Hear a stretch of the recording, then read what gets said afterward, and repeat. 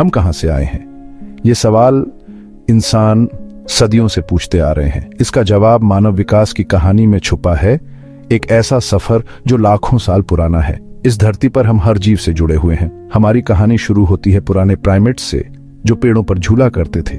लेकिन हम उन पुराने पूर्वजों से आज के इतने जटिल प्राणी कैसे बने? सबूत हमारे चारों तरफ हैं। हमारा डीएनए हमारे अतीत के राज रखता है। फॉसिल हमारे पूर्वजों के कंकाल दिखाते हैं। अफ्रीकी सवाना से लेकर जमे हुए आर्कटिक तक मानव विकास की कहानी अनुकूलन, नवाचार और उत्तरजीविता की कहानी है। दो पैरों पर पहला कदम रखने से लेकर भाषा और संस्कृति के विकास तक हमारे पूर्वजों ने अनगिनत चुनौतियों का सामना किया। वे बदलते परिवेश के साथ ढल गए, महाद्वीपों में प्रवास किया और अन्य होमिनिड प्रजातियों के साथ बातचीत की। तो चलिए समय को पीछे ले जाते हैं और अपने अतीत की यात्रा करते हैं। एक ऐसी दुनिया की कल्पना कीजिए जहां इंसान नहीं है, सिर्फ घने वर्षावन है, अजीबोगरीब जीवों से भरे हुए। यह था अफ्रीका लाखों साल पहले। यहीं पर हमारे सबसे पुराने पूर्वजों ने इंसान बनने की दिशा में अपना पहला कदम रखा था। सबसे पहले जांत होमिनिड्स में से एक सहेलांथ्रोपस लगभग 7 मिलियन साल पहले रहता था। ये शुरुआती होमिनिड्स हमारे जैसे बिल्कुल नहीं दिखते थे। वे कद में छोटे थे, छोटे दिमाग और ढलान वाले माथे के साथ। लेकिन सबसे खास बात, उनके पास एक ऐसी विशेषता थी जिसने मानव विकास का मार्ग प्रशस्त किया। 2 पैरों पर सीधे चलने की क्षमता। चलने के इस नए तरीके, जिसे द्विपादवाद कहा जाता है, ने सब कुछ बदल दिया। सीधे चलने से उनके हाथ खाली हो गए। इससे वे भोजन, औजार और अपने बच्चों को भी ले जा सकते थे। इससे उन्हें अपने आसपास का बेहतर नजारा भी मिला, जिससे उन्हें शिकारियों को देखने और भोजन आसानी से मिल जाता था। यह बदलाव काफी छोटा लगता है, लेकिन इसके बहुत बड़े परिणाम हुए। इसने हमारे पूर्वजों को हमारे वानर भाइयों से अलग विकास पथ पर स्थापित किया। द्विपादवाद में बदलाव आसान नहीं था, लेकिन समय के साथ प्राकृतिक चयन ने उन लोगों का पक्ष लिया जो सीधे चलने के लिए बेहतर रूप से अनुकूलित थे। जैसे जैसे समय बीतता गया, अफ्रीका का वातावरण बदलने लगा। हरे भरे जंगल सूखे, ज्यादा खुले घास के मैदानों में बदल गए। जलवायु में इस बदलाव का हमारे पूर्वजों पर गहरा प्रभाव पड़ा, जिससे उन्हें या तो बदलना पड़ा या विलुप्त होने का सामना करना पड़ा। होमिनिड्स का एक ऐसा ही समूह ऑस्ट्रेलोपिथेकस इस नए वातावरण में पनपा। ऑस्ट्रेलोपिथेकस, जिसका अर्थ है दक्षिणी वानर, 4 से 2 मिलियन साल पहले रहता था। वे अभी भी अपेक्षाकृत छोटे थे। उनके दिमाग चिंपैंजी से ज्यादा बड़े नहीं थे। हालांकि उनके पास कई अनुकूलन थे जो उन्हें खुले सवाना में पनपने में मदद करते थे। उनकी लंबी बाहें और घुमावदार उंगलियां, जो उनके पेड़ों पर रहने वाले अतीत के अवशेष थे, उन्हें सुरक्षा और सोने के लिए पेड़ों पर चढ़ने में मदद करती थीं। हालांकि उनका सबसे महत्वपूर्ण अनुकूलन 2 पैरों पर कुशलता से सीधे चलने की उनकी क्षमता थी। इससे वे भोजन और पानी की तलाश में लंबी दूरी तय कर सकते थे। खुले घास के मैदानों में नए खाद्य स्रोतों के अनुकूल होने और शिकारियों से बचने की आवश्यकता ने हमारे पूर्वजों में नए लक्षणों और व्यवहारों के विकास को बढ़ावा दिया। लगभग 2.5 मिलियन साल पहले अफ्रीकी सवाना पर एक नया होमिनिड प्रकट हुआ, होमो हैबिलिस, जिसका अर्थ है अप्रेंटिस। यह नाम इसलिए दिया गया क्योंकि वे हमारे पूर्वजों में से पहले थे जिन्होंने उपकरण बनाए और उनका उपयोग किया। इसने मानव विकास में एक महत्वपूर्ण क्षण को चिह्नित किया, क्योंकि इसने हमारे पूर्वजों को अपने पर्यावरण के साथ बिल्कुल नए तरीके से बातचीत करने की अनुमति दी। ये शुरुआती उपकरण सरल थे, मुख्य रूप से पत्थर से बने थे। उनका उपयोग कई तरह के कार्यों के लिए किया जाता था, जैसे कि मज्जा निकालने के लिए हड्डियों को तोड़ना, शवों से मांस निकालना और जड़ों और कंधों को खोदना। औजारों के विकास का होमो हैबिलिस की जीवन शैली पर गहरा प्रभाव पड़ा। वे नए खाद्य स्रोतों तक पहुंचने और अपने पर्यावरण का अधिक प्रभावी ढंग से दोहन करने में सक्षम थे।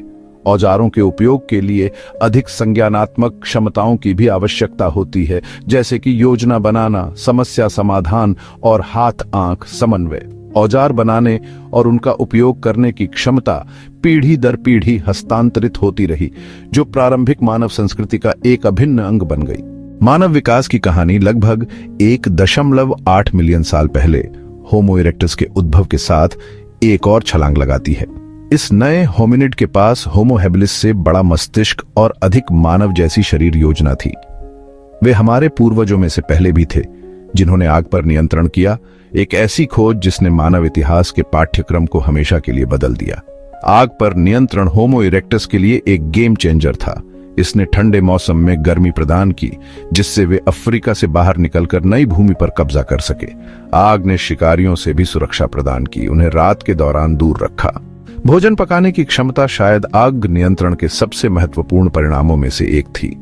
खाना पकाने से भोजन को पचाना आसान हो गया, अतिरिक्त पोषक तत्व अनलॉक हो गए और खाद्य विषाक्तता का खतरा कम हो गया। आग एक सामाजिक केंद्र भी बन गई। होमो इरेक्टस द्वारा आग पर महारत हासिल करना मानव विकास में एक महत्वपूर्ण क्षण था। जैसे ही होमो इरेक्टस अफ्रीका से बाहर निकला, वे पूरे यूरोप और एशिया में फैल गए, अंततः नई होमिनिड प्रजातियों को जन्म दिया। इनमें से सबसे प्रसिद्ध निएंडरथल होमो निएंडरथेलेंसिस हैं, जो लगभग 4 लाख से 40,000 साल पहले यूरोप और एशिया के कुछ हिस्सों में रहते थे। निएंडरथल आधुनिक मनुष्यों की तुलना में अधिक मजबूत और अधिक मांसल थे, जिनकी भौहों की एक स्पष्ट लकीर और एक बड़ी नाक थी। संभवतः वे ठंडे मौसम के अनुकूल थे जिनमें वे रहते थे। वे कुशल उपकरण निर्माता थे, जो पत्थर, हड्डी और लकड़ी से विभिन्न प्रकार के उपकरण बनाते थे। सबूत बताते हैं कि निएंडरथल जटिल व्यवहार करने में सक्षम थे। उन्होंने अपने मृतकों को दफनाया, अपने बीमारों और घायलों की देखभाल की, और यहां तक कि प्रतीकात्मक कलाकृतियां भी बनाई, जो भाषा के शुरुआती रूपों और अमूर्त विचार की संभावना का सुझाव देती हैं। आज अफ्रीका के बाहर अधिकांश मनुष्यों में उनके जीन में निएंडरथल डीएनए का एक छोटा प्रतिशत होता है, जो इन प्राचीन मुठभेड़ों का प्रमाण है। जबकि निएंडरथल यूरोप और एशिया में पनपे, होमो सेपियंस हमारे प्रत्यक्ष पूर्वज अफ्रीका में विकसित होते रहे। लगभग 2 लाख साल पहले उन्होंने अफ्रीका से बाहर प्रवास करना शुरू कर दिया, एक ऐसी यात्रा शुरू की जो अंततः उन्हें दुनिया के हर कोने तक ले जाएगी। उन्नत संज्ञानात्मक क्षमताओं, परिष्कृत उपकरणों और अनुकूलन की उल्लेखनीय क्षमता से लैस होमो सेपियंस ने नए और चुनौतीपूर्ण वातावरण में प्रवेश किया। उन्होंने रेगिस्तानों को पार किया, विश्वासघाती समुद्रों को पार किया और जमे हुए आर्कटिक टुंड्रा से लेकर दक्षिण पूर्व एशिया के हरे भरे वर्षावनों तक विभिन्न जलवायु के अनुकूल हो गए। जैसे जैसे वे दुनिया भर में फैलते गए, उनका सामना अन्य होमिनिड प्रजातियों से हुआ, जिनमें निएंडरथल और डेनिसोवंस शामिल हैं। उनके साथ अंतर प्रजनन किया और मानव आनुवंशिक विविधता के समृद्ध टेपेस्ट्री को जोड़ा।